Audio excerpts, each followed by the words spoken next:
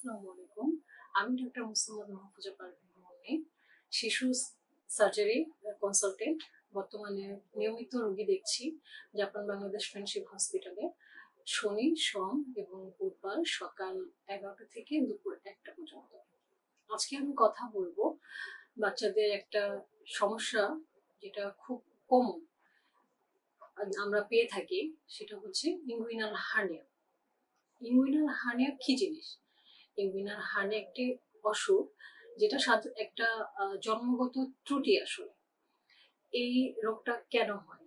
এই রোগটা হয় সাধারণত বাচ্চা যখন মায়ের গর্ভে থাকে তখন একটা ছোট নালীর পথ, যেটাকে আমরা ডাক্তারি ভাষায় বলে থাকি প্রসেসাস ভ্যাজাইনালিস, এই নালী পথটা যদি বন্ধ না হয় জন্মের পরে তো অথবা জন্মের আগে, সেক্ষেত্রে দেখা যায় যে বাচ্চার এই সমস্যাটা হতে পারে।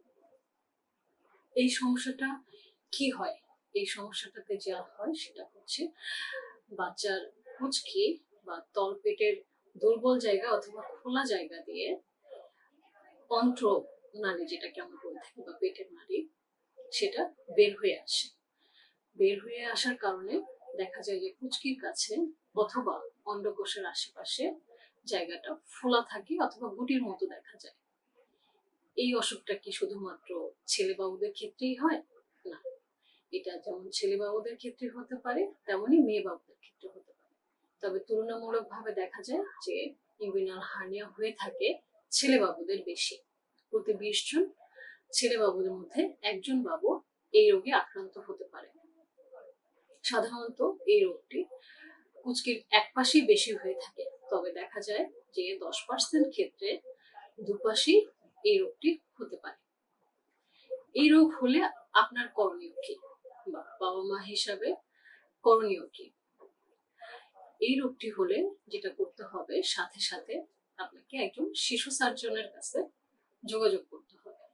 কেন আপনি একজন শিশু সার্জনের সাথে যোগাযোগ করবেন? কারণ হলো এটি এমন একটি রোগ যে রোগটি কোনো ওষুধের মাধ্যমে ভালো করা সম্ভব না। এই অসুখটার জন্য একমাত্র প্রতিকার হচ্ছে অপারেশন।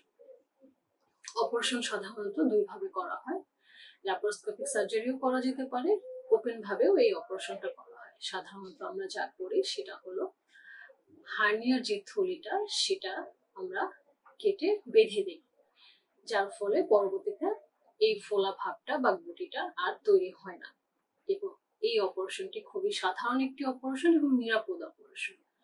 এই অপারেশনের 4-5 ঘন্টা পরেই বাচ্চা স্বাভাবিক হয়ে যেতে পারে এবং তার সুস্থ জীবনে ফিরে আসাটা খুবই স্বাভাবিক। এই অপারেশনের কমপ্লিকেশনও খুব কম এবং দেখা যায় যে বাচ্চা খুব তাড়াতাড়ি খেলাধুলা এবং তার স্বাভাবিক কাজকর্ম করতে পারে। যদি এই অপারেশন না করেন সেক্ষেত্রে কি হতে পারে? এটা এমন একটি রোগ যে রোগটি আপনার কাছে মনে হতে পারে যে খুব সাধারণ, কিন্তু যদি আপনি অপারেশন না করেন সেক্ষেত্রে বাচ্চার অনেক বড় ক্ষতি হতে পারে। কি ক্ষতি হতে পারে? দেখা যায় যে হার্নিয়ার মাধ্যমে যে অন্ত্রনালী বা পেটের নালী যেটা বের হয়ে আসছে সেটা যদি আটকে যায় তাহলে সেখানে রক্ত সঞ্চালন প্রক্রিয়া বন্ধ হয়ে যেতে পারে। সেখানে হতে পারে, আমরা ডাক্তারি ভাষায় যেটাকে বলি ইনকারসারেশন, স্ট্র্যাঙ্গুলেশন, অবস্ট্রাকশন। সেক্ষেত্রে বাচ্চার পেট শক্ত হয়ে যাওয়া, পায়ুপথে রক্ত আসা, বমি হওয়া এবং রক্ত সঞ্চালন বন্ধ হয়ে যাওয়ার কারণে পচে যাওয়া, নালী পচে যেতে পারে এবং এটা একটি জরুরি অবস্থা তৈরি করে এবং সাথে সাথে বাচ্চার অপারেশন না করলে বাচ্চার জন্য এটা অনেক ক্ষতিকারক হতে পারে। যদি এরকম কোনো সমস্যা দেখা যায় যে বাচ্চার পেট ফুলে যাচ্ছে বা কুচকির কাছের ফোলাটা শক্ত হয়ে গিয়েছে, ব্যথা করছে, বাচ্চা অস্বস্তি বোধ করছে, বমি করছে, তখন সাথে সাথে আপনার উচিত হবে একজন শিশু সার্জারি বা হসপিটালে নিয়ে যেয়ে বাচ্চাকে দেখানো।